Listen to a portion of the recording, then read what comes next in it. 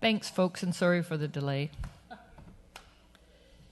Looking to resume the regular meeting of council for Tuesday, March the 29th. We will be logging in at 7:08. Approval of the agenda, please, council. Second. All those in favour? Opposed? Motion carried. Public participation time. Is there something any of you would like to address council with this evening?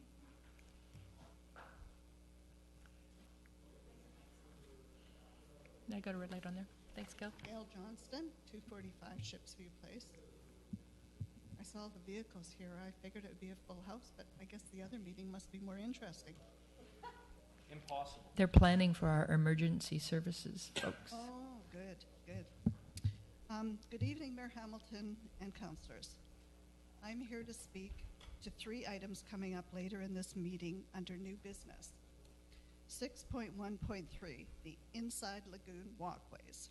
I often walk this route, so I'm familiar with this issue. This need not be a complicated or expensive fix. There are only a few areas where the bushes are growing out towards the roadway and therefore impede the pedestrian walkway.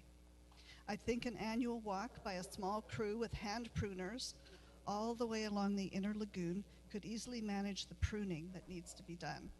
The following day, a grader could follow the same route, add gravel, and the job is finished. Let's make a decision and get the job done sooner rather than later so it can be enjoyed this summer by pedestrians and cyclists.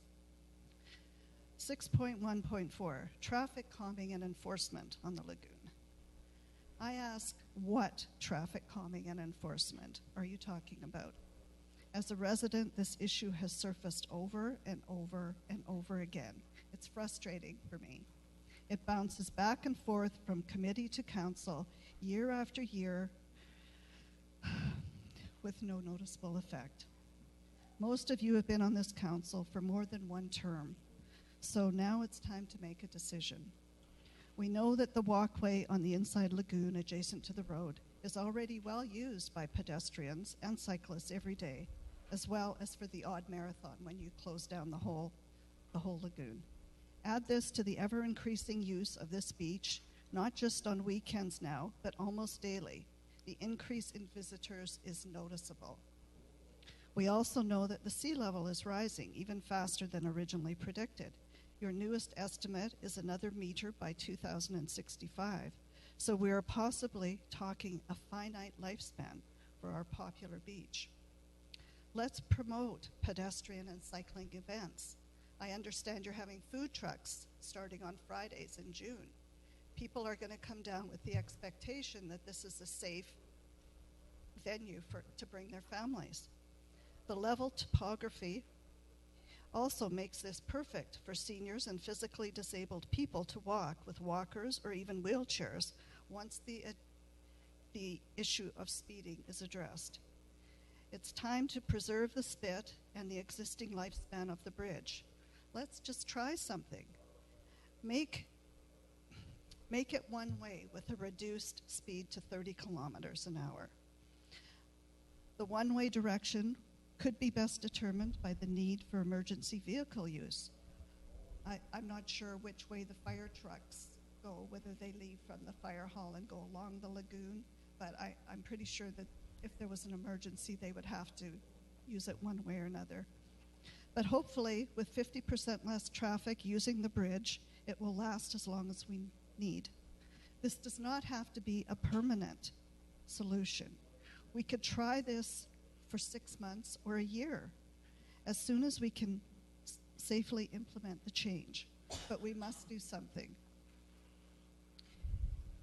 And then number 6.1.5, the Ocean Boulevard Pump Station.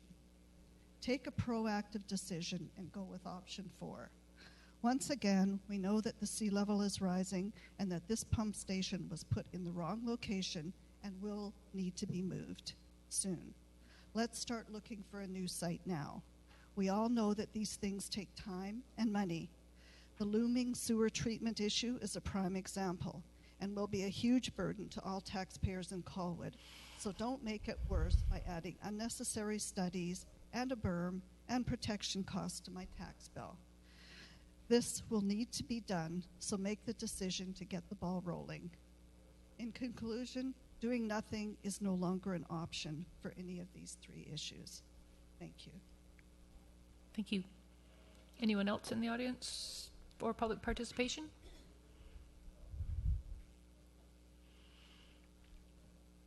And finally, anyone wanting to jump up and tell us something? Okay, we'll let you off the hook this time and move forward. Mayor's message is on the agenda next. I would like to announce that Miss Sue Askew has inquired about the vacant West Shore Literacy Steering Committee position that Colwood has, and we are happy to endorse her for this position. So I will have a letter done through staff and sent out to her to include her on that list. I do need a resolution from council, though, if somebody would like to make that.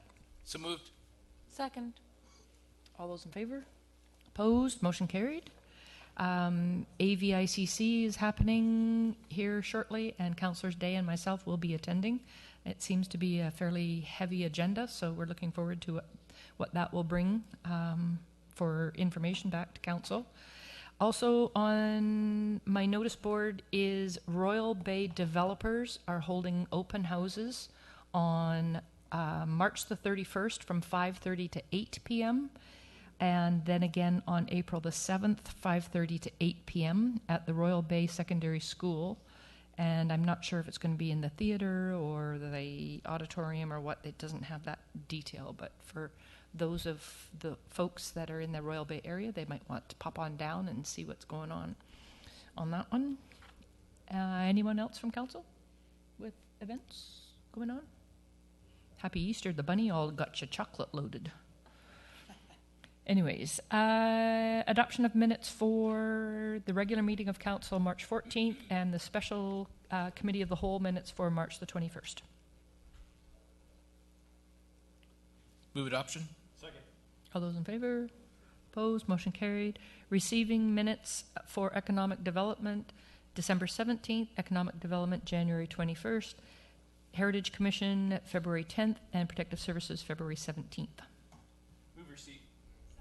All those in favor? Opposed? Motion carried. We have a couple of pieces of correspondence before us this evening that require some direction. First was email from Emergency Program Coordinator of Director in regards to the Emergency Preparedness Fair that is being held in May. I'm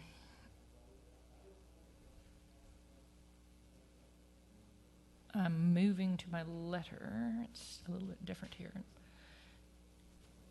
There is a resolution before us in that agenda item, folks.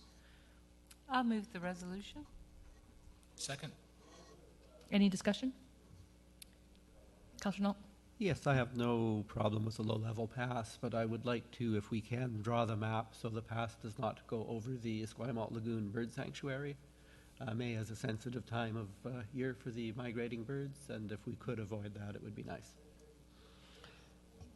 I'm sure we can take that into consideration with when we make contact back. Anybody else on council for comments? Call the question. All those in favor? Opposed? Motion carried. Second piece is a letter from Union of BC Municipalities, UBCM, resolution for Bill 111, National Inquiry on Missing and Murdered Aboriginal Women. There is a staff recommendation. I'll move the staff recommendation. Discussion, folks? Anyone? Seeing none, call the question. All those in favor? Opposed? Motion carried. Moving into new business, transportation and public infrastructure. 6.1.1. Councillor Knoll? Thank you. Transportation Committee received a request from the new residents at 3347 Acemink Road requesting that the city remove the large hedge that is on city property on Carson Road. Standard practices for the city is not to allow this. However, committee reviewed the request, looked at the photographs of the hedge, and it is consisting of trees that should never have been used as hedging material. It's been poorly maintained. It's encroaching on public right-of-way on the road. So committee felt the best thing to do, the most economical thing to do, would be to have it removed altogether. The recommendation coming forth from committee was that it be recommended to council, and also move, that council approve cost sharing with the residents of 3347 Acemink Road for the removal of the trees from the boulevard on Carson Road, and that the city should replace the trees with suitable boulevard trees, and C, that if the resident does not wish to cost share, then the city canopy the trees up to by 10 feet. That means removing the bottom 10 feet of branches under the city's maintenance budget. I would really prefer not to go there, because there will be an ongoing maintenance cost for the city as well for those trees. So that was the recommendation to council, and I would so move. I'll second it. Discussion, council? Anyone? All those, yes, no? No, sorry. Call the question then. All those in favor? Opposed? Motion carries. Item number 2 under TPI 6.1.2, recommendation request to allow recently installed new fence to remain on city property at 2741 Gamble. Yes, city received a written request to allow a recently installed new fence facing Wale Road at 2741 Gamble Road to remain on city property. The fence was constructed considerably onto city property, had some issues with sight lines for the road. Typical practice was that we would request the removal of any fence structure that was previously placed on city property, as long we would not request replacement of an existing fence if it did not impede vision and so forth, or traffic. But since this is a new fence, staff was looking for a recommendation to remove it entirely, or to come up with some other way of remediating the problem. The owner has removed 4 fence panels and considerably improved the sight lines.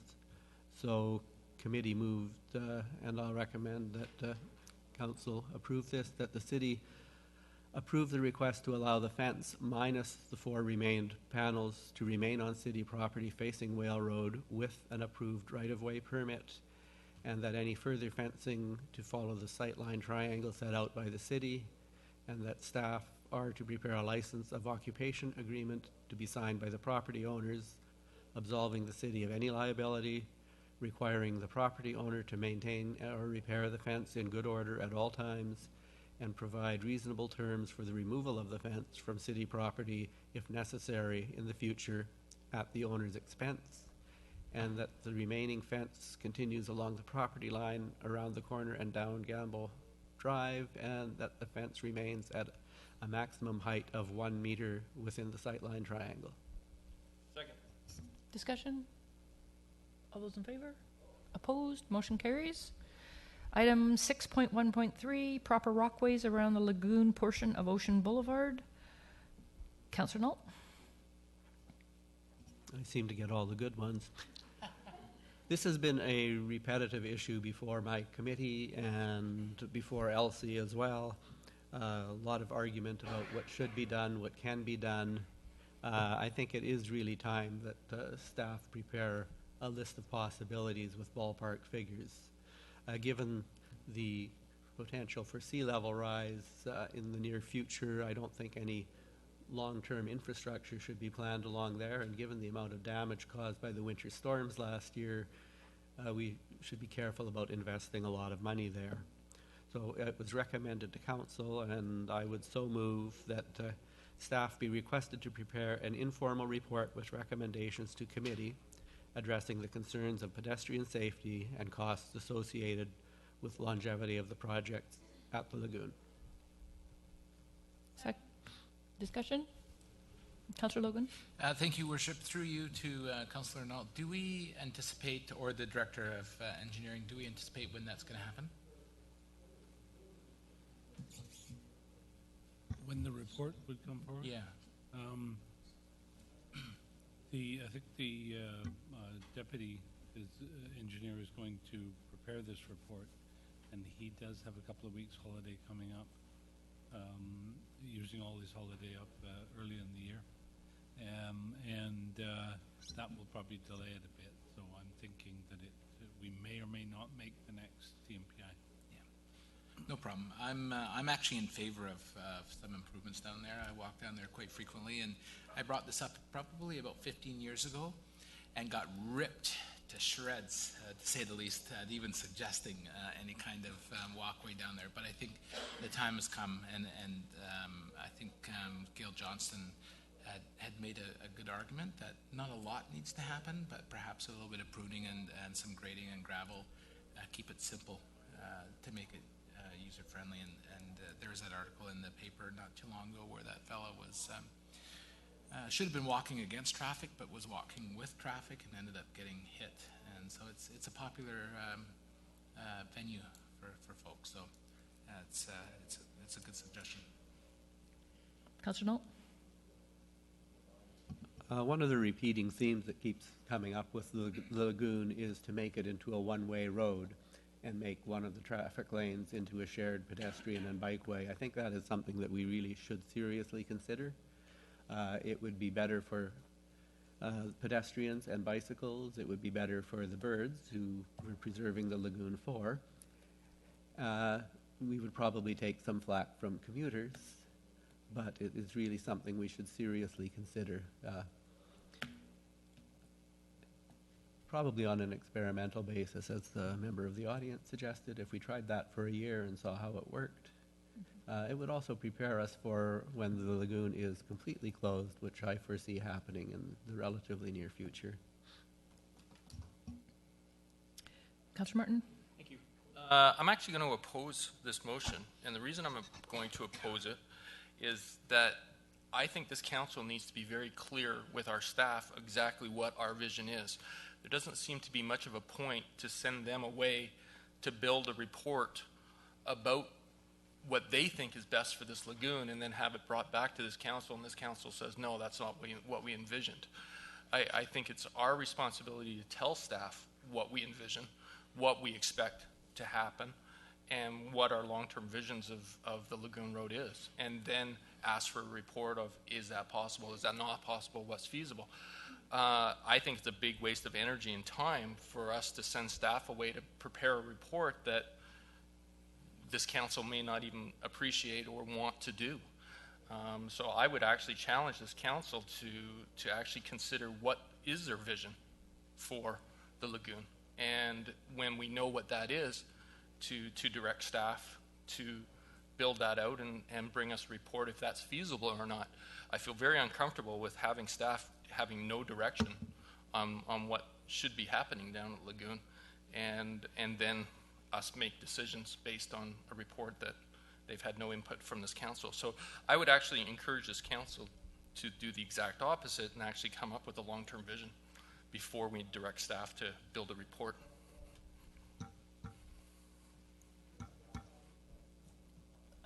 Councillor Trace and then Dave.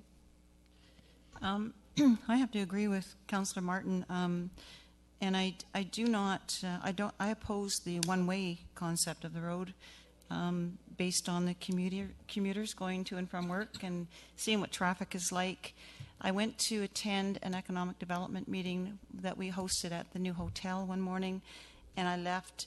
I was going to go the Lagoon Way, and I didn't. I went through Colwood, and I was 10 minutes late getting to that meeting because traffic was so backed up. I hate to see what it would look like if Lagoon Road was no longer there, and how backed up the traffic would be on Souk Road. And as for pedestrians' safety and walking, we walk that beach a lot, and the inside trail along the lagoon, I've had a lot of people mention to me, and I've experienced it myself, almost twisted my ankle, and a lot of people have complaints over the large rocks opposed to a fine crushed gravel on the walk path. A lot of seniors can't manage that. It's just an accident waiting to happen for somebody to trip and maybe, get hurt quite badly. Went by there today, and there was a walking group, and it was mainly seniors. I would assume they're from Wanda Fuca, I don't know, but it didn't look that safe. They were right on the edge of the road. Traffic was coming both ways. There was cars parked everywhere. I think that we need to do something about a better walkway on the inside of the lagoon there if we can, with some fine crushed gravel, something that's a little more safer for pedestrians walking. Councillor Day? Thanks.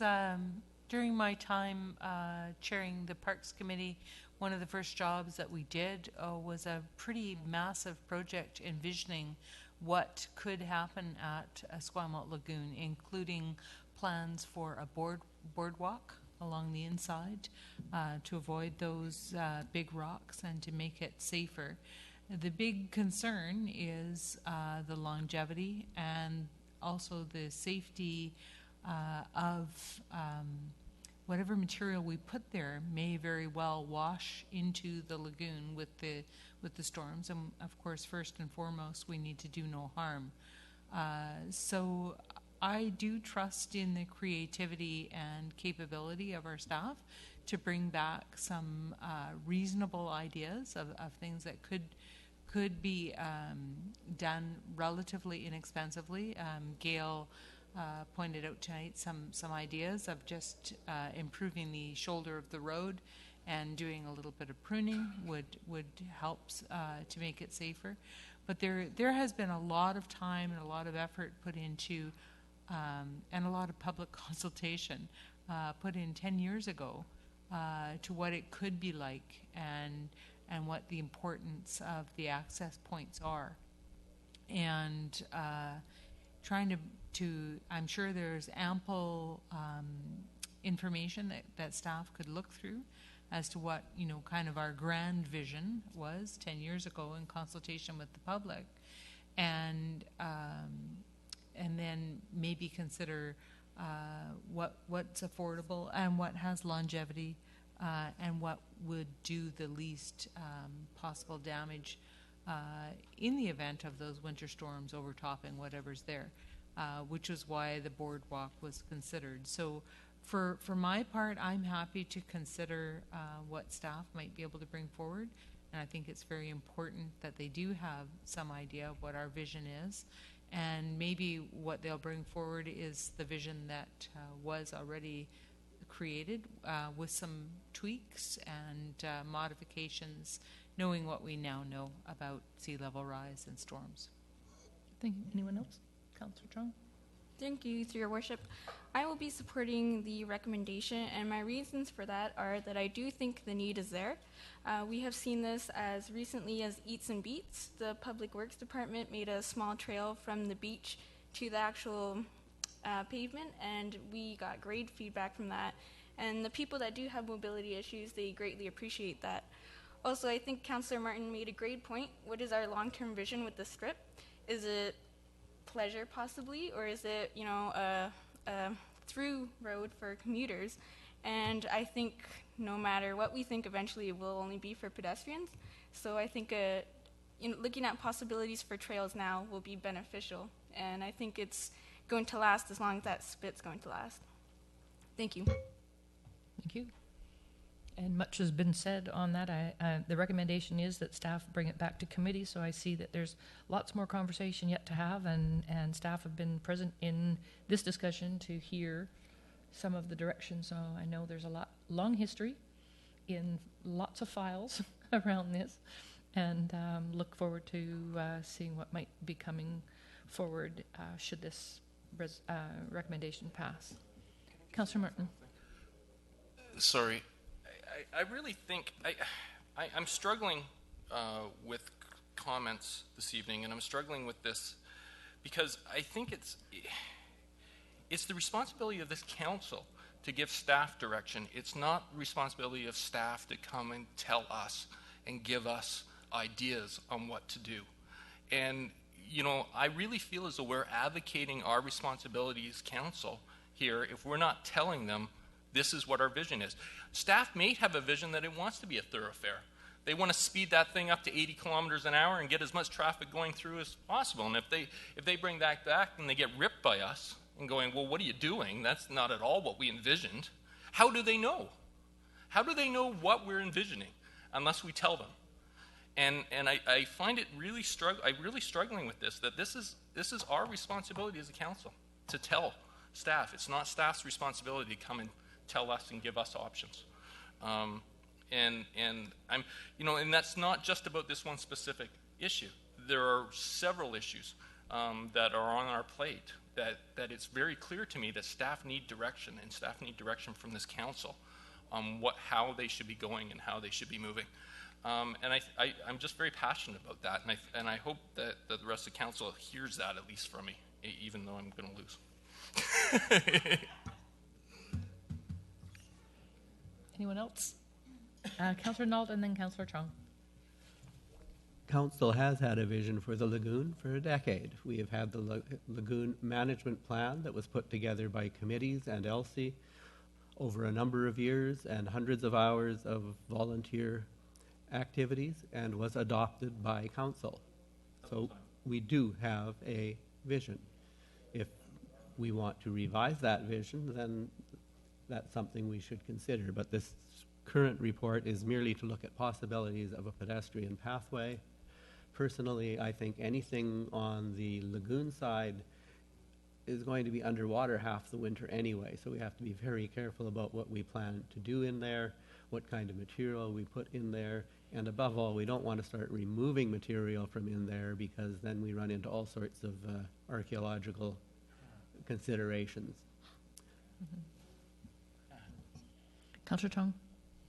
Thank you. I was just going to say that it sounded to me like a lot of Councillor Martin's problems perhaps is with the specification of the recommendation, and looking at it, it doesn't actually say anything about a pedestrian trail specifically, yet it seems that's what we're all suggesting.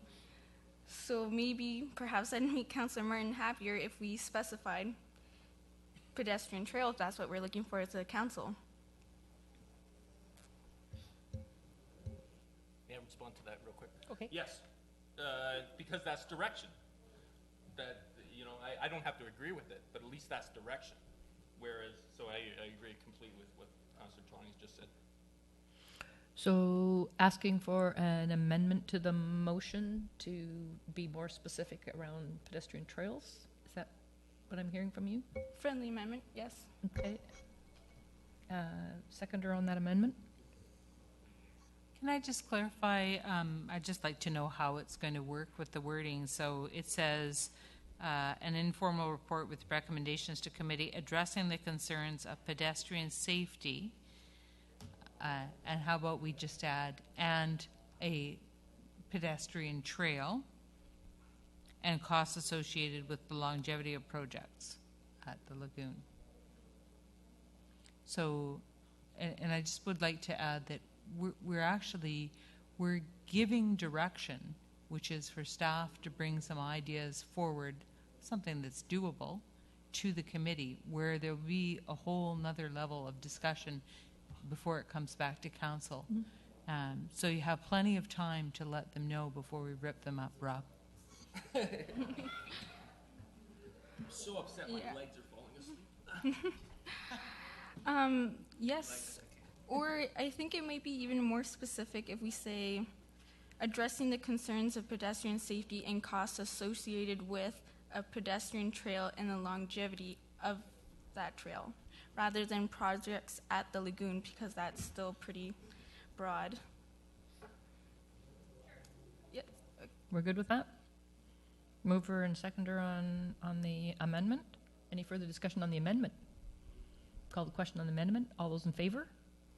Opposed? Motion carried. So the go back to the main motion then with the in full and complete.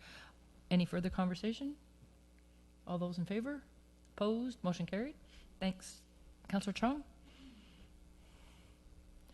6.1.4, again into Councillor Nault. Thank you. Members of the public have been complaining about excessive speeds along the lagoon. I would point out that we have excessive speeds throughout the entire city. Council, or committee and council, earlier in our term received a petition to put speed humps on Lagoon and Ocean, and then a counter petition signed by about twice as many residents not to do so. So it's anything but unanimous amongst the residents what they want here, other than they want lower speeds. The committee felt that the only way to do the lower speeds would be to have the RCMP come down and enforce the speed limits. Felt that was out of their jurisdiction, and the recommendation is, and I would so move, that council, that the issue of speed limit enforcement on Ocean Boulevard be referred to the Protective Services Committee for appropriate action. Second. Discussion? Councillor Day? Thank you. This is one of those sneaky little ones that, I mean, it's a no-brainer. Sure, of course, we should have more police out enforcing speed limits on all of our roads, never mind just at Esquimalt Lagoon. But the caveat is that this is a motion without any financial implications attached to it. And the reality is that if you want more speed enforcement, we have to be willing to pay. So if we're going to have more cruisers on the road and more RCMP in those cruisers to write those tickets, what is the most cost-effective method? So I think that from my personal point, I mean, I'm more than happy to raise the issue and see if we can't, you know, get the integrated road safety unit to focus on areas such as Esquimalt Lagoon. There's been more than enough accidents at the bridge, and there's certainly conflicts between pedestrians and parked vehicles and cyclists down at the lagoon. And I can advocate to have our scarce resources down there, but at the end of the day, our priority is going to be you know, the hierarchy of well-being in our community is going to be risk to life and limb, you know, from criminal activity probably first, and from their perspective, speeding seems to be relatively low on that list. So I would highly recommend that while I'm happy to ask and advocate for more enforcement, if we really want more enforcement, we're going to have to spend more money. And if we don't want to spend more money, then we need to think about inconveniencing those people who don't like to slow down to roll over speed bumps and put those in. Councillor Logan? Thank you, Worship. Just following up on Councillor Day's comments, this motion is largely symbolic and symbolic only. And I mean, Councillor Day is right in that the RCMP, even if with their speed enforcement programs, they target higher priority areas, intersections along Island Highway, that sort of thing. The lagoon is pretty low in their areas to enforce. And so, you know, despite the drum that we're going to bang, they will not go down there because that's not a good use of their resources when there are other areas within the municipality that would rate higher. Not to say it's not important, certainly, but in terms of the risk to injury, it's not up there. And this is something that that the residents have been advocating for as long as I've been on council, and I think we're at the point now that we're looking for an engineering solution. So speed enforcement with a radar gun ain't going to work anymore. And an easy way and something that's proven its worth are the speed cushions, ones that you know, it's not a loss leader. The city can purchase them when the spit is going to be overrun by Mother Nature, can remove them and take them elsewhere. So it's a relatively cheap investment, and I know some people hate them, but damn it, it actually does slow the traffic down and finally something will happen down there. But speed enforcement is not the answer down there, because it will not happen. And so, I appreciate the sending this off to committee, but there's not going to be any action. And so we need the engineering solution and some direction given to engineering to say, install some speed humps down there, or speed cushions, and get it done. Yeah, yeah. And URSU won't patrol down there, just based on previous experience. But thanks. Are you looking to add anything to the motion, Councillor Logan, then, to bring that direction of speed humps, or shall we? Depends if you want it as part of this motion or a separate motion, Your Worship. Perhaps a separate motion would be.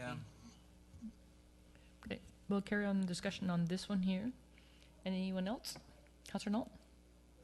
I really question Councillor Logan's point that the RCMP is enforcing speed limits anywhere in Colwood.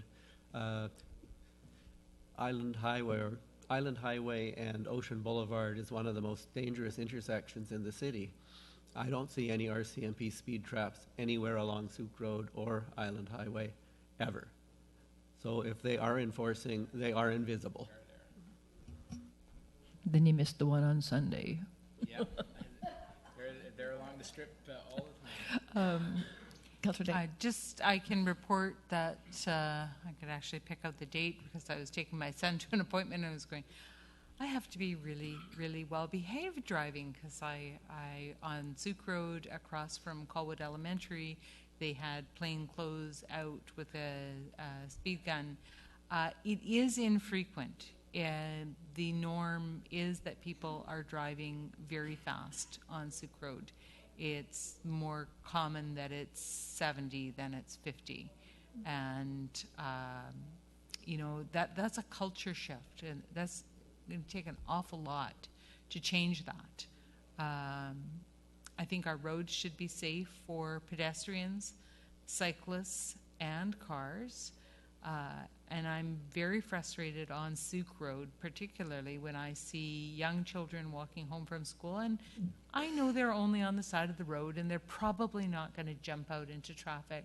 But it's frustrating that people are so accustomed to going fast along that stretch of road that they don't even slow down when kids are on the sidewalk. I think they should. I think that's very clearly marked by the signage that, when children are on the highway, you're supposed to slow down. That's what it says on the school signs there. I know I digress here from the motion, but I think if we want to, always one speeding area leads to talking about many others. There definitely is a big issue that needs to be tackled. I'm not sure that Colwood has a plan that can work for that. If anyone has a great idea, I'm open to hearing it.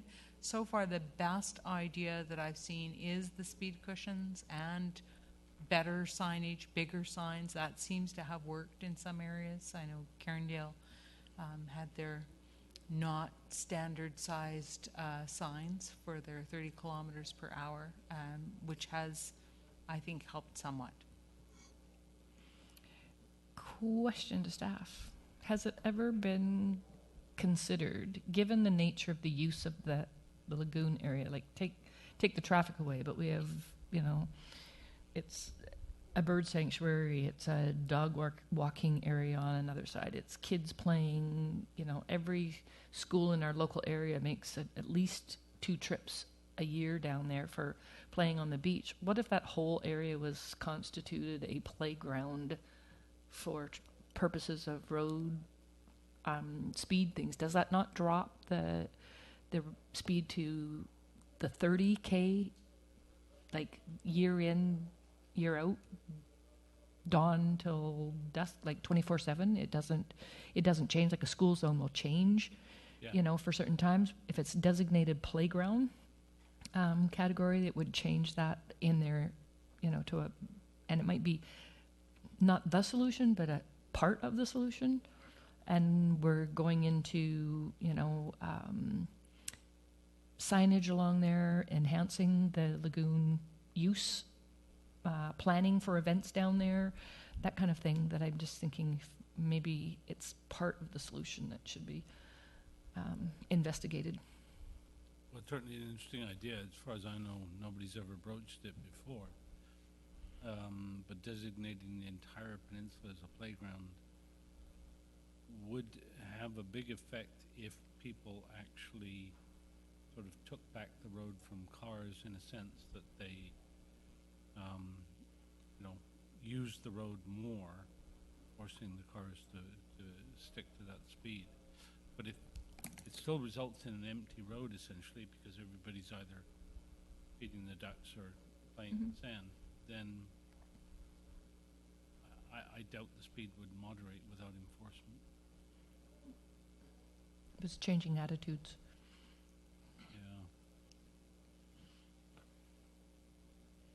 Yeah. Just a thought in that. It's certainly a relatively cheap thing to implement as a try. Anyways, we have a recommendation before us, folks. Any further conversation? Councillor Martin?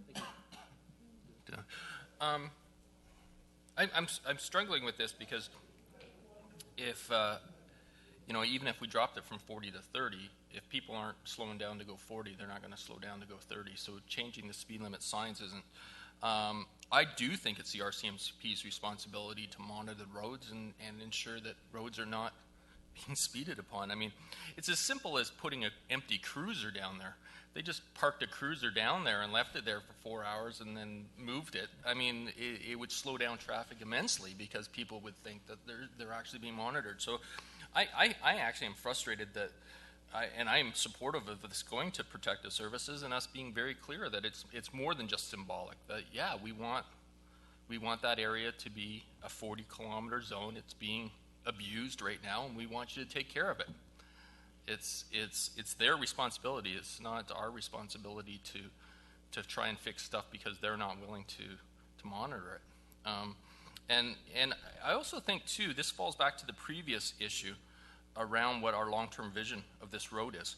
There's a lot of discussion right now that this road is just meant to be a non vehicle transfer road, and that it's just meant for people to park down there and to experience the ocean.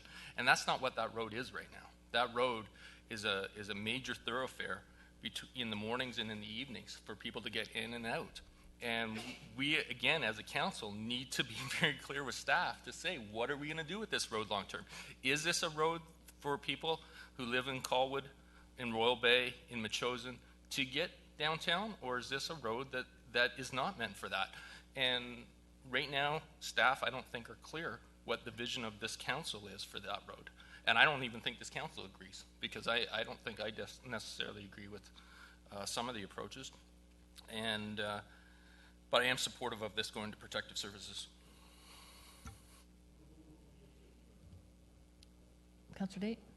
Just one very small point of clarification. It's not that the RCMP don't want to enforce the speed limit, it's that they don't have sufficient resources to enforce the speed limits when there's other perceived higher priority security concerns for our community.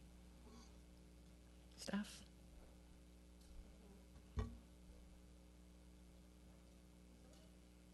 Oh, there we go. Thank you. I just wanted to comment, and this is something perhaps we could ask our bylaw enforcement division to speak to if this does carry through to be referred to Protective Services Committee. My understanding in the past is that our bylaw enforcement officers will sometimes work with the RCMP, who then only have to provide one RCMP officer to go to certain areas throughout the community where they do enforcement blitzes. Sometimes they just give people warning tickets, and other times, depending on how quickly they're driving, they'll give them tickets and points. So it really reduces the impact on the RCMP, but the bylaw enforcement fellows are only ever asking for that when it's becoming beyond reasonable and an everyday occurrence. And recently, I believe we had another email from somebody in our community complaining about speeding in their area as well. So there could be a number of areas that we could ask them to work with us to target. And the other thing is, I could be wrong, and again, we'll get the bylaw division to speak to this if it gets to protective services. My understanding is that the bylaw enforcement officers are also authorized to do blitzes throughout the community, not where they would issue speeding tickets, but they can issue warnings. So they have the equipment that allows them to have somebody pull over, and they can say you're driving 60 kilometers an hour in a 30 kilometer an hour zone, and they can give them a warning. So there's different things that our bylaw officers could participate in, as well as be the ones that ask the RCMP to provide us with some assistance in trying to reduce the speeding itself. So it doesn't speak to the, speed humps or any of those types of things, but it does speak to trying to have an RCMP presence as well. Mm-hmm. Any further comments from council? Call the question on this motion before us. All those in favor? Opposed? Motion carries. Thank you, Worship. I would move that the city install up to 3 sets of speed cushions on Ocean Boulevard along the Colwood waterfront. I'll second that. Councillor Day?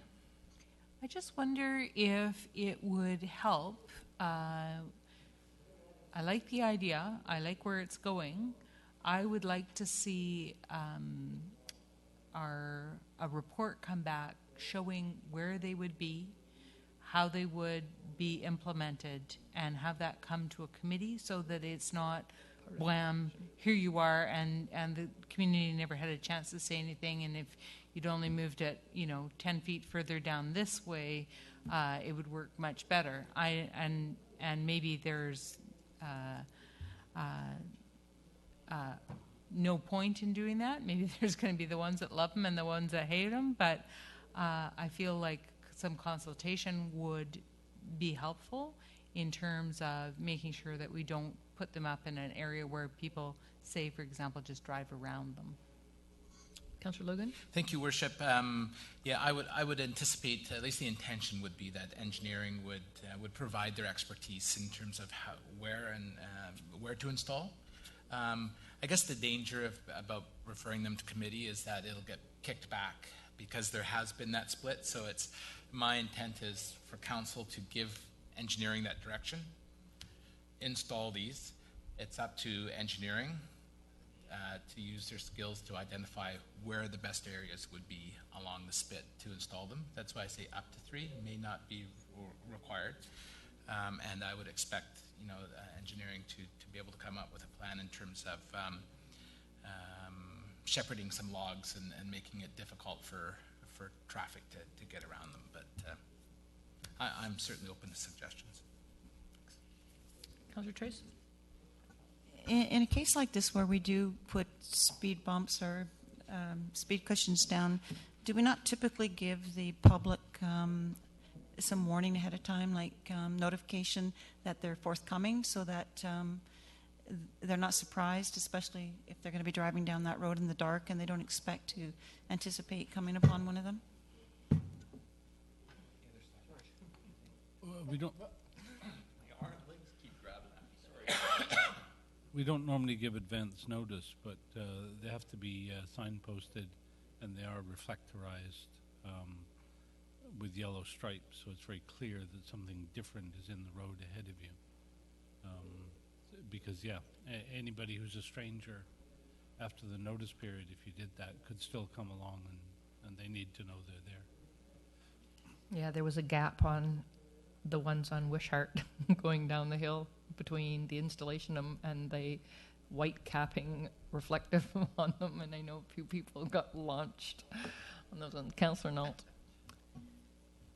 I'll be supporting this, but rather like to remind council that they're being very schizophrenic on this whole issue. Transportation and Public Infrastructure a year ago recommended the installation of 6 speed humps, and this council defeated it. And now we're going back to exactly the same issue with exactly the same answer, and we're still going to upset probably half the residents. And for me, I need to know what the finance cost is now that's impacting budget, where that comes from too, because it had been in the budget. I'm not sure if it carries through. Yeah, I'm just wondering, I believe that there is a standard amount, about $18,000 per year for traffic calming. And I think that buys 2 sets of speed cushions for this year. Yeah. So we just have to be cautious on that impact as well. Councillor Knoll? More If to I add? recall, the Ocean Grove development was supposed to be paying for some form of traffic calming upon the lagoon. Is that still in place? I know there was a discussion when it was a Quattro that they would have traffic circles or some sort of chicane or something to slow traffic down, and it never did get done. But I think it was still built in as a condition of the Ocean Grove development. If planning could answer that. There was a lot of renegotiation on that with the new developer and, of course, the new financial situation. And to my recollection, it was removed. What was actually in the original development agreement was traffic circles or chicanes, I believe. And partially they were removed because excavating into the lagoon is tricky, and occupying more land, which both of those things would require, is also tricky, whereas the speed humps don't require either of those things.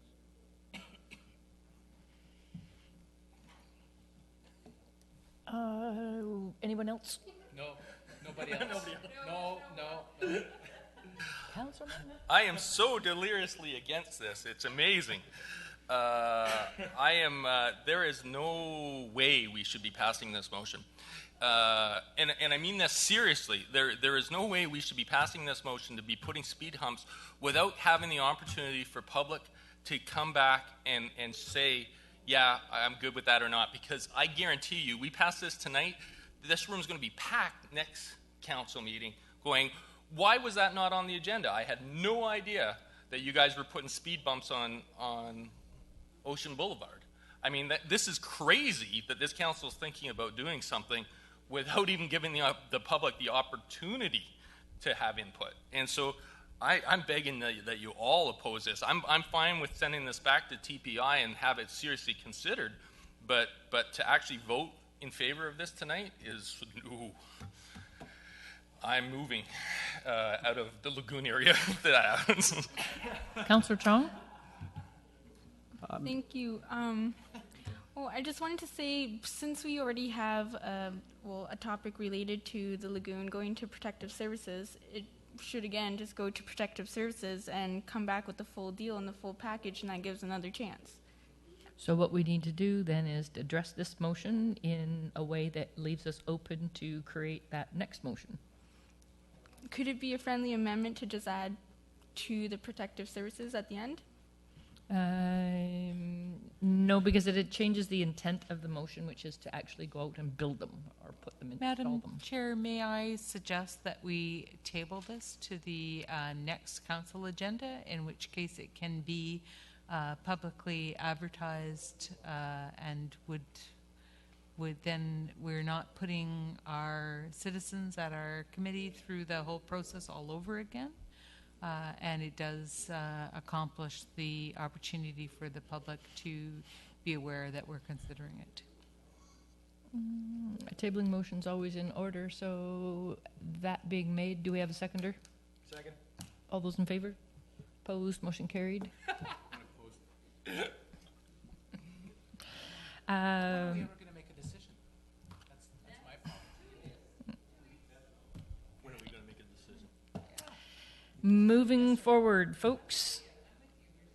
6.1.5, Ocean Boulevard Pump Station Protection Update. Councillor Alder, are we deferring to staff? That would go to staff. Thank you.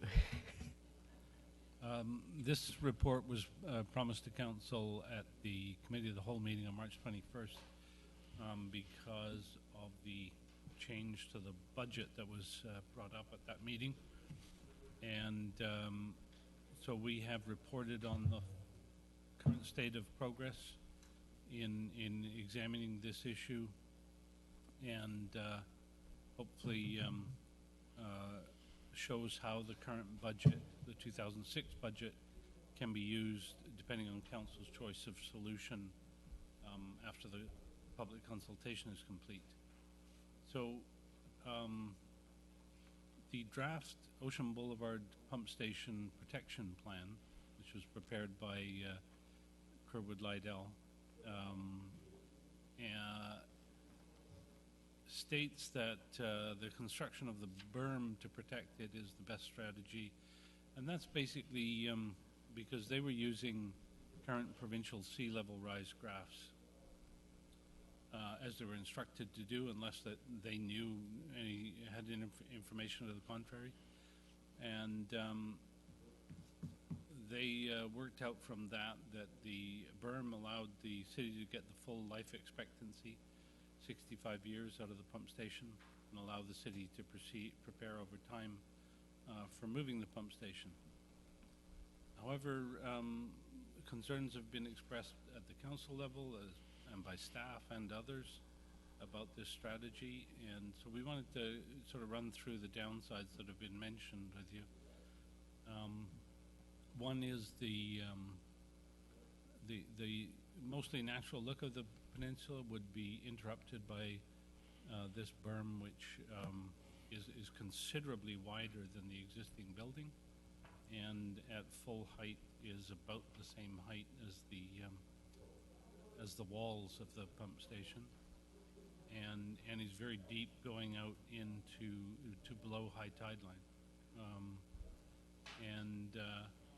so it would visually disrupt the sort of curve of the beach.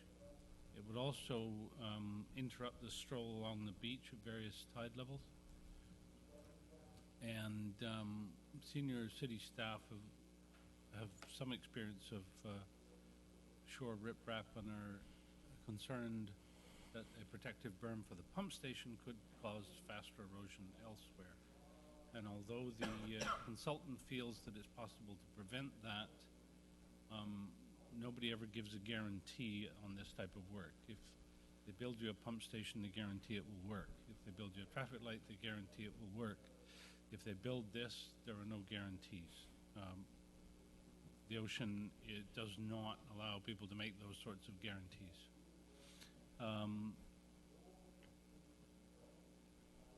Also, a perhaps more serious issue is the city staff met with some consultants that have been involved in the work to create the sea level rise graph issued by the province. As you can understand, you know, from the latest science to the date that the province actually issues a graph, there's a considerable span of time.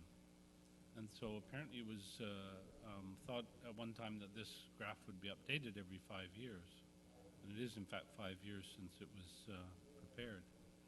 And the consultants said that the latest scientific consensus is that the 1 meter sea level rise is likely to occur by 2065, not by 2100 as originally calculated.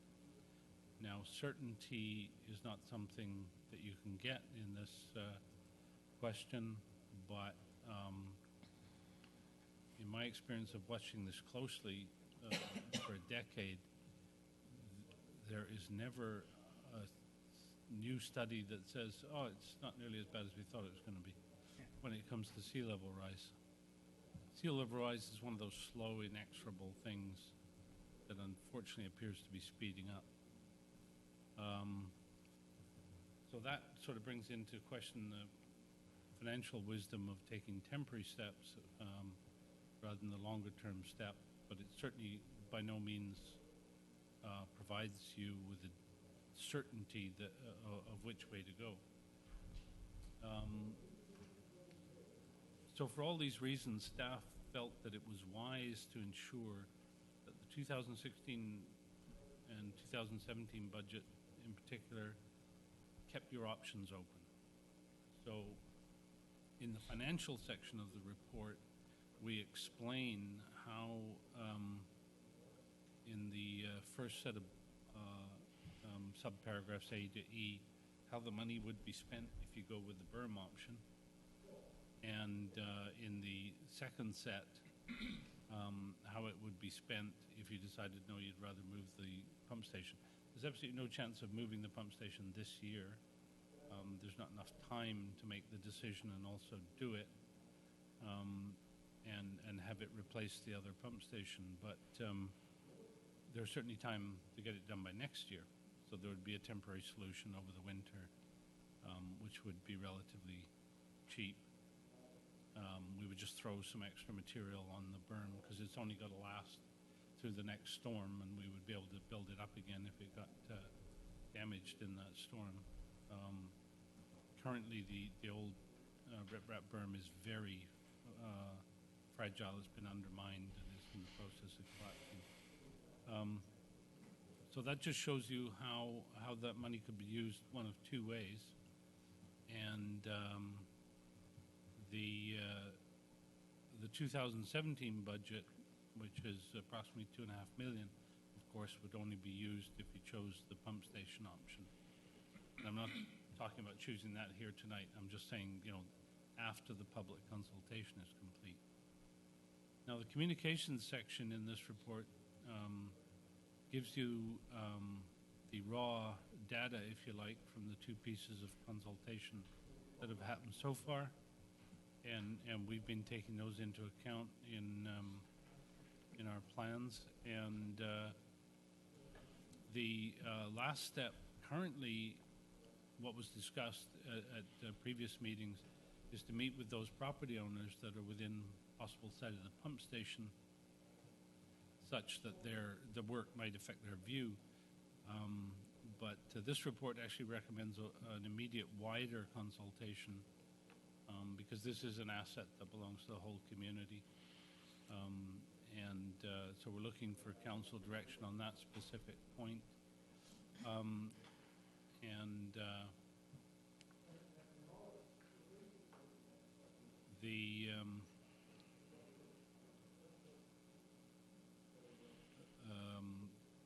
The financial considerations, as I say, are all laid out there. Now, the options we've put forward are to continue on the current course, which is confirm instructions to staff to complete the consultation with neighbors of the pump station, then report back to council through TPIC with results and recommendations for proceeding. Council could then, of course, decide to go to wider consultation at that point.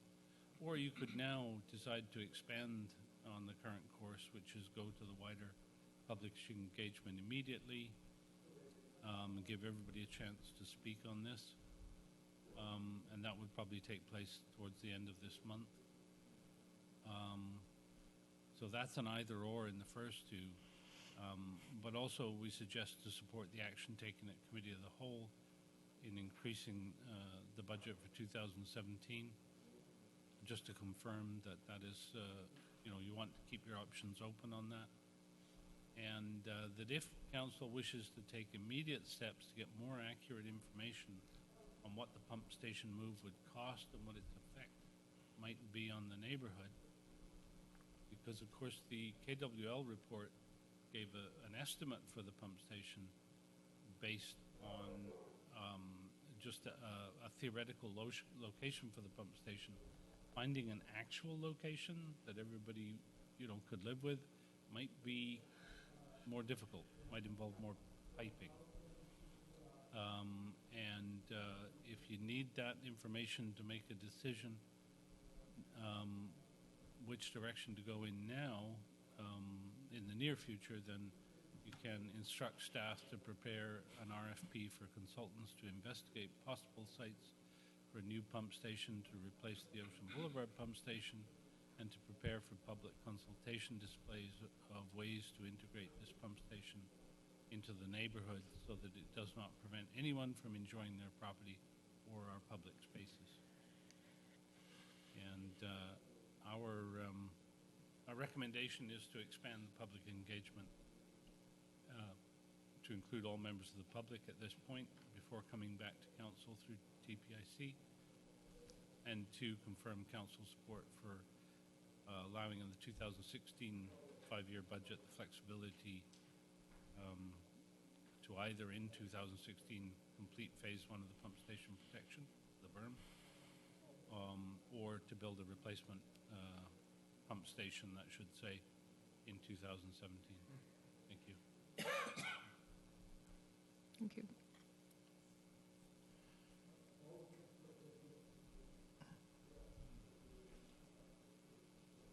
Questions of staff? I'll move the recommendation. Seconder? Second. Discussion? Councillor Knoll?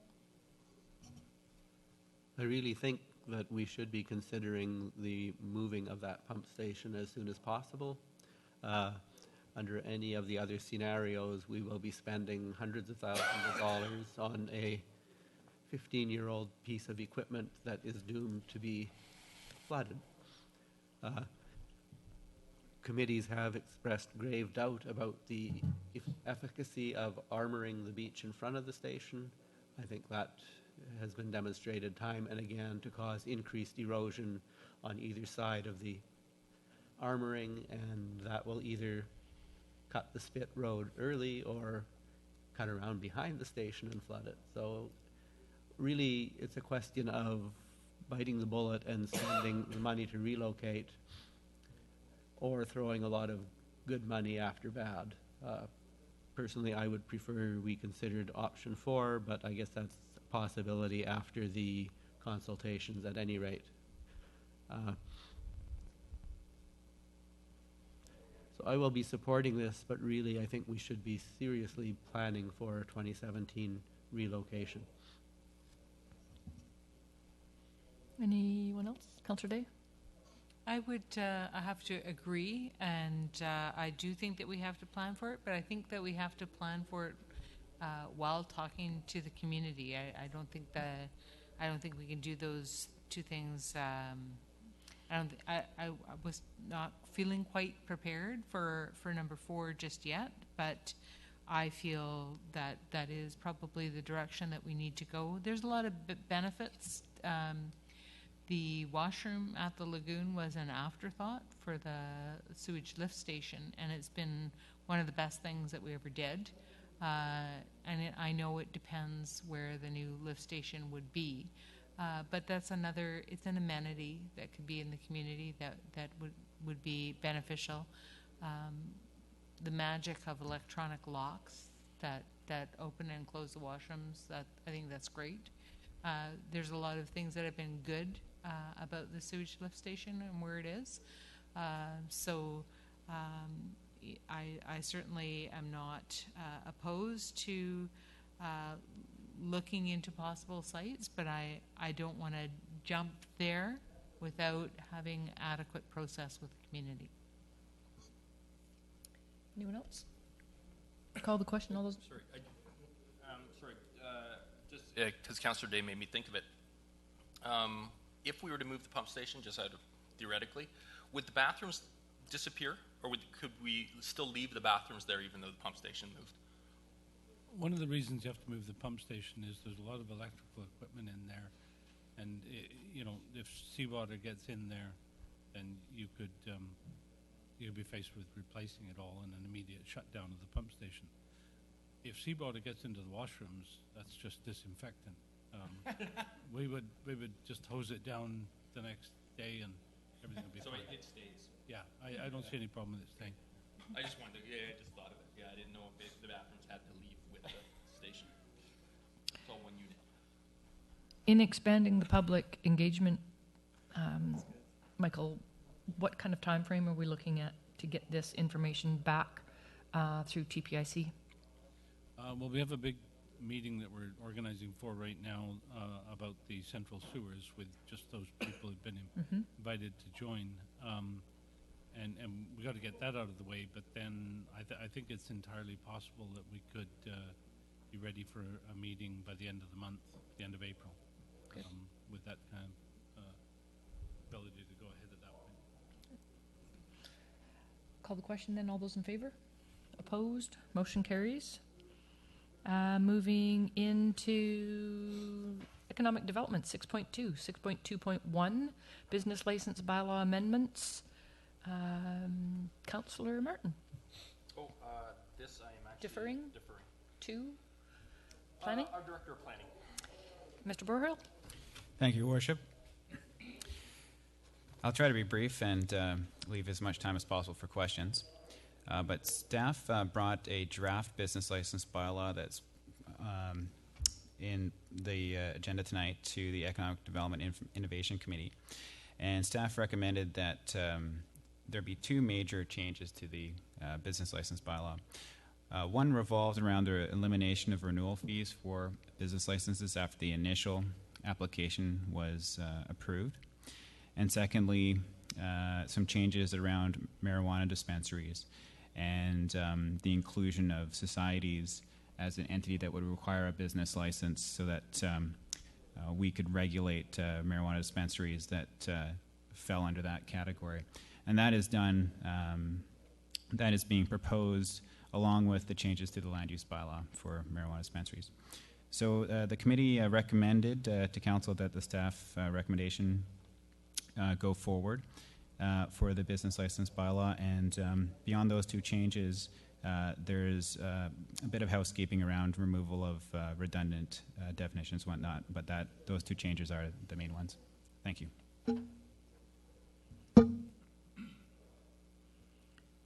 Councillor Martin, recommendation? Sure.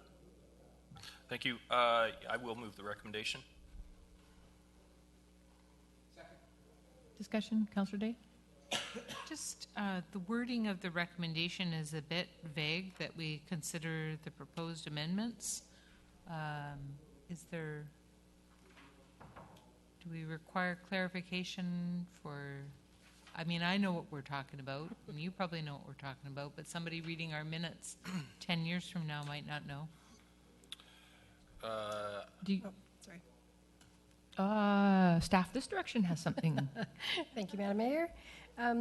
Actually, staff have done some wordsmithing of the recommendation because usually we need it to give a little bit clearer direction. So what we're recommending is that bylaw number 1617, cited as the business license bylaw number 1617, 2016, be considered for enactment when presented for discussion under the bylaw section of the March 29, 2016 council agenda. So the bylaw itself is on the agenda later tonight. So we just reworded that. So do I need to make an amendment to that, or? You can amend your. Yeah. So I'll just write it that way. I think I said it that way. Is it friendly coming from that? It's not very friendly, but I wrote it. Yeah. And we have There you go. we have a seconder on that. Yeah. Any further conversation or discussion in that particular part of it? All those in favor? Opposed? Motion carried. 6.2.2, recommendation again on the business survey. Councillor Martin. Thank you, Madam Mayor. Just getting the. There it is.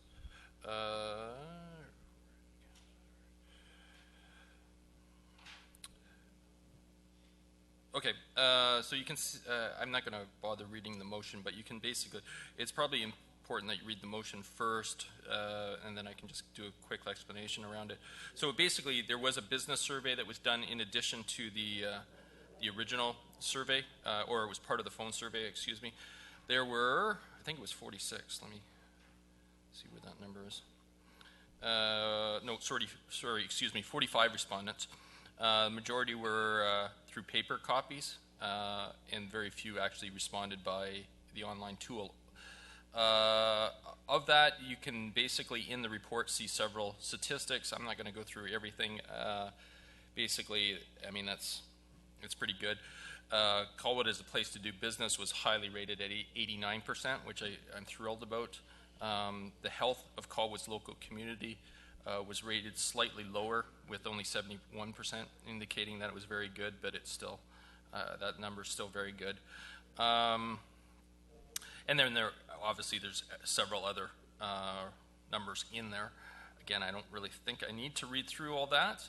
And it was just basically, it was received by the economic community, by the Economic Development Committee. And so I will make the motion that the Economic Development and Innovation Committee send this to council, which is happening, so that council receives this report and forward it to council.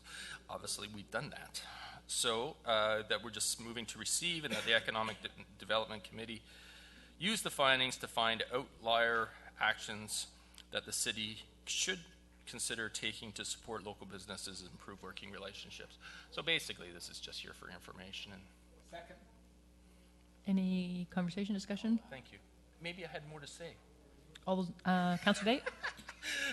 Sorry, I just wanted to, I picked up just from the excerpt from the minutes that they were talking about the time that it takes on the local transit.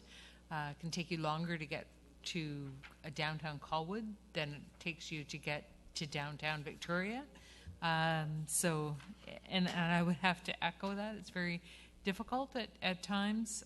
So, yay to the cycling and pedestrian facilities, because sometimes that's way more convenient than trying to get a bus. But appreciate all the work that the Economic Development Committee is doing and talking about what the situation is for both the workers and the business owners. Thank you. Anything else? All those in favor? Opposed? Motion carried.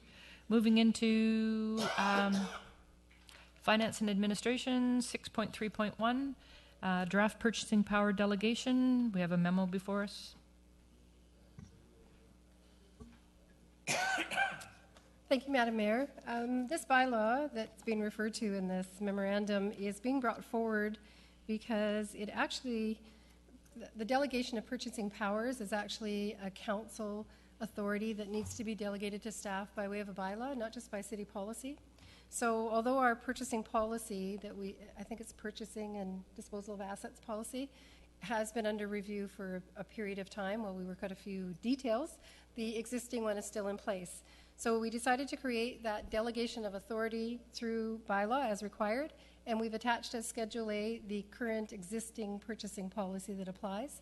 Down the road, when we've had an opportunity to finish our review of the purchasing policy, an amendment to this delegation bylaw would come forward just to put the new Schedule A in place, depicting our new practices. So we're really just trying to get this bylaw in place as it's required, and we can't find any existing bylaw from the 80s or early 90s that we would have thought would have been in place in the first place. So, Thank you.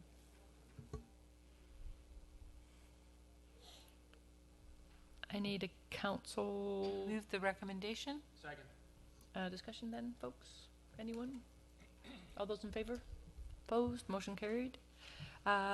Moving into bylaws this evening, we have a number before us, bylaw number 1603, final reading.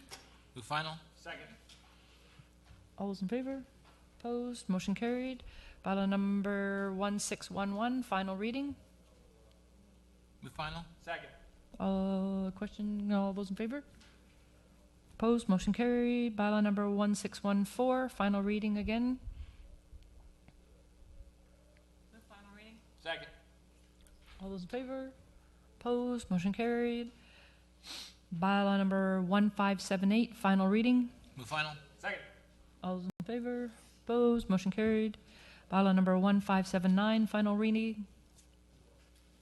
Move final reading. Second. All those in favor? Opposed? Motion carried. Bylaw number 1607, first, second, and third readings, Colwood Main Sewer Local Area Service Bylaw, number 598, 2001, amendment number 37. Move introduction. Second. All those in favor? Opposed? Motion carries. Move second. Second. Any discussion? Questions? All those in favor? Opposed? Motion carried. Move third reading. Second. All those in favor? Opposed? Motion carried. Again, for bylaw number 1608, we have first, second, and third readings. Colwood West Sewer Local Area Service Establishment and Loan, bylaw number 625, 2001, amendment number 38. Move introduction, Your Worship. Second. All those in favor? Opposed? Motion carried. Move second. Second. Any discussion? All those in favor? Opposed? Motion carries. Move third reading. Second. All those in favor? Opposed? Motion carries. Bylaw number 1615. Madam Mayor? Excuse me. Your Worship, if I could just include an introduction to the bylaw for council's benefit. for 1615. Yeah, so Yes, I was going to go to you as soon as I got the 1, 2, and 3, but go ahead. apologies. I just wanted to make sure that this was part of the record. When we were drafting the bylaw, we took note that we had to create some rules around the notification signs that we're no longer giving out to developers. Developers are having to create themselves. So the draft bylaw before you tonight includes additional provision that signs be prepared and posted in accordance with specifications prescribed by the Director of Planning. And in addition, we are not proposing to require notification signs for form and character development permits that involve minor exterior alterations, and we are also not proposing requiring signage for minor environmental development permits that do not affect a riparian area. These are both very, there's nominal application fees, and generally speaking, we feel that the imposition of creating a sign would be an impediment for folks on those applications. Thank you.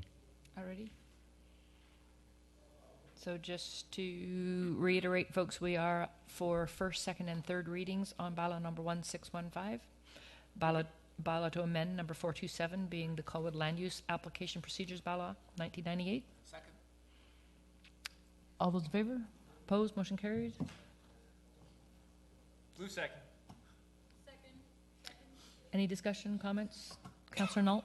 I'd like a little clarification of the issue on environmental development permits. Your Worship, there is a minor development permit application category for folks that are, there's a terms of reference that it would be very minor, say a tree that someone wanted to remove in a environmentally sensitive development permit area. And that development permit includes quite a good chunk of Colwood, so we're not talking about development permit applications that would affect streamside areas or really sensitive areas. It's more the sort of everyday minor applications, which is a very nominal fee that we think that this requiring a sign would be unreasonable. Sensing a follow-up, Councillor Nault? I'm still not sure I follow that. We don't have the original bylaw in front of us and only the substitution, so I'm not sure where that changes from the original bylaw. I am concerned with not reviewing environmental development permits properly. Riparian area, of course, is very important, but so are other environmentally sensitive areas. So not having the original bylaw in the report, it's rather difficult to assess what this change means. Having said that, I guess I would like to table this to the next council meeting so we can get further information on that. And I would so move. I'm just going to ask staff for something. He had his hand in the air before you got that out of your... Your apologies, My Worship. I could maybe clarify a bit better. Minor development permits were in the previous fee schedule. There was a requirement for signage to be posted for all development permits, but as a matter of practice, staff weren't requiring minor development permit applicants to put up signs, just on the basis that it was a $100 application fee. And the requirement for signage, it just wasn't a workable requirement for such minor permits, and that's why we're proposing that it not be included. So the change is not necessarily in the bylaw beyond changes to practice and how the bylaw reflects the real world with these permits. Councillor Nault? In that case, is minor permit defined anywhere within the bylaw? Or is that strictly staff discretion? Your Worship, it would be under the category of 0 to 150 square meters of land alteration area in a non-riparian area, and the proposed application fee would be $200. Right now it's $100.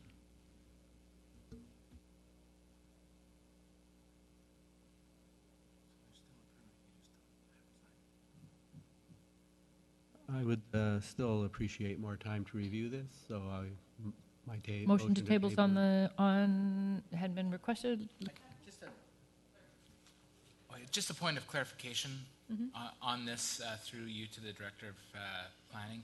So there's still a permit required, just no sign for the Meyer thing. So that's the only change, right?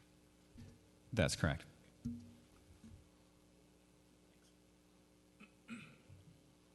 Are you still on the floor?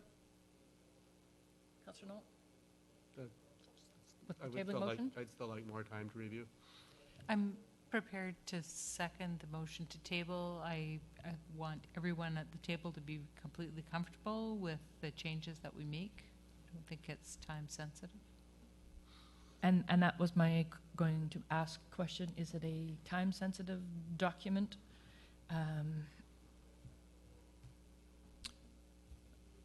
Madam Mayor, the only sensitivity would be that there could be applications pending that we would miss out on the increased fees.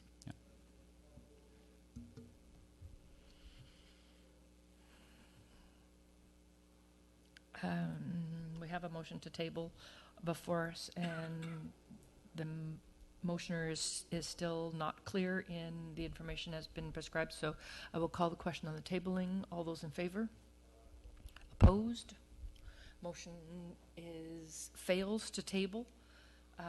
Can we come back and try and satisfy the definition staff on this? I'm hearing we have a permit, it's just no sign is required for that particular aspect of permitting.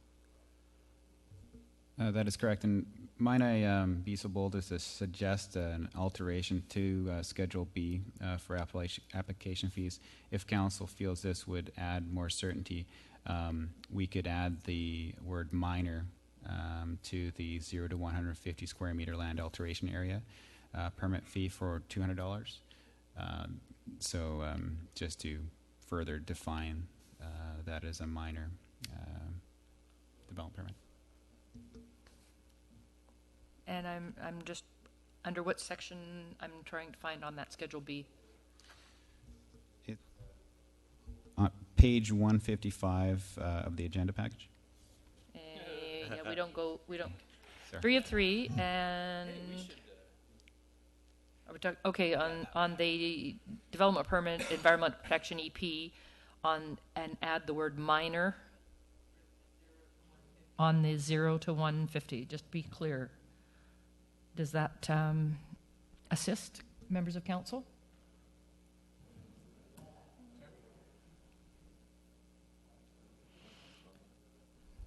So we have,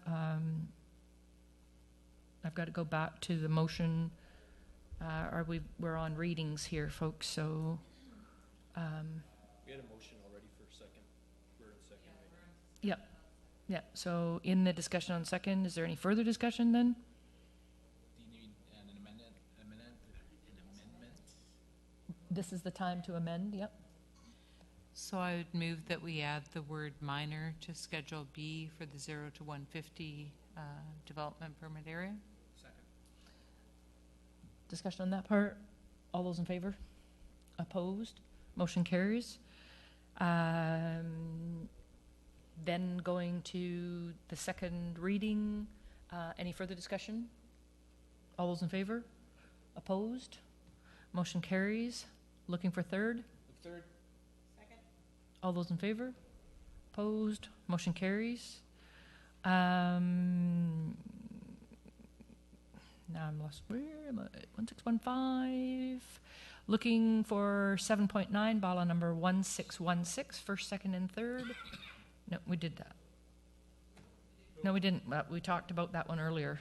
This one's purchasing power. This is the second part. Move introduction.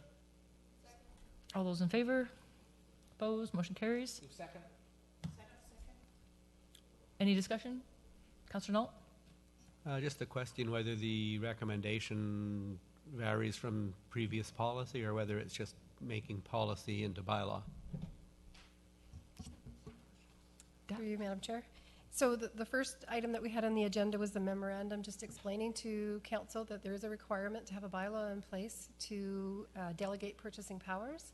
And so the bylaw itself now is providing who those powers can be delegated to. None of those people who have purchasing powers can delegate those powers to anybody else. However, if they do have a deputy or somebody who acts in their position in their absence, that person is automatically considered to be a person with the delegated power. So the intent of the bylaw itself now is to list who those people are that are also identified in the purchasing policy itself to purchase on behalf of the city.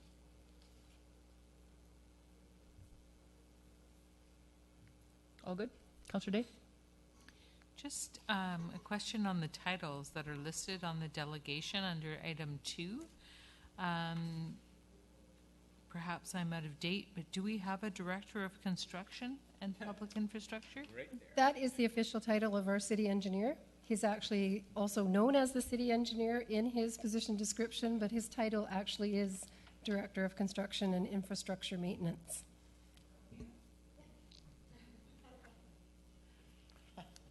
Anyone else? Call the question. All those in favor? Opposed? Motion carried. Looking for third? Second. All those in favor? Opposed? Motion carried. A final bylaw, number 1617, again, first, second, and third readings, business license bylaw. Do you have anything more? Move introduction.